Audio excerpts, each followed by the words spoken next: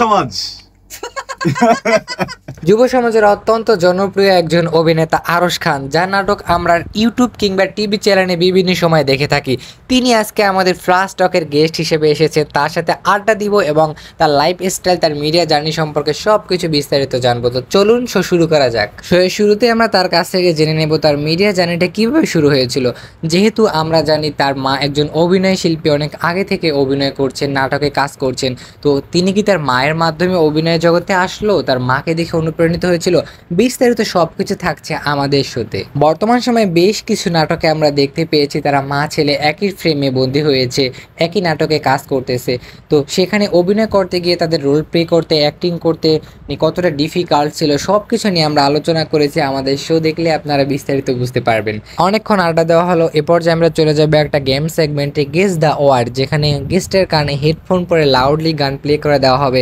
হোস্টের lips দেখে guess করতে হবে। খুবই ইন্টারেস্টিং একটা গেম। তো চলুন গেমটা দেখে আসি।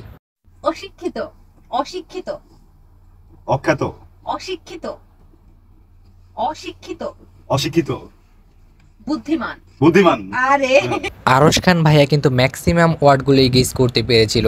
এইদিকে গেম শেষ হওয়ার পরে উনি আমাদের হোস্ট আপুকে হেডফোন পরিয়ে দিল। এখন হোস্ট আপুর নাকি গেস করতে হবে। আমরা শোয়ের মধ্যে খুবই মজা করি। এখানে দেখেন সবাই মিলে কত মজা করতেছি। আর আরশ খান ভাইয়া খুবই মজার একজন মানুষ, খুব মিশুক একজন মানুষ। আড্ডা দিতে দিতে আমরা এই পর্যায়ে চলে আসলাম মজার একটি গেম সেগমেন্টে, ধাঁধা। এখানে খুবই ইন্টারেস্টিং ধাঁধা করা হয়।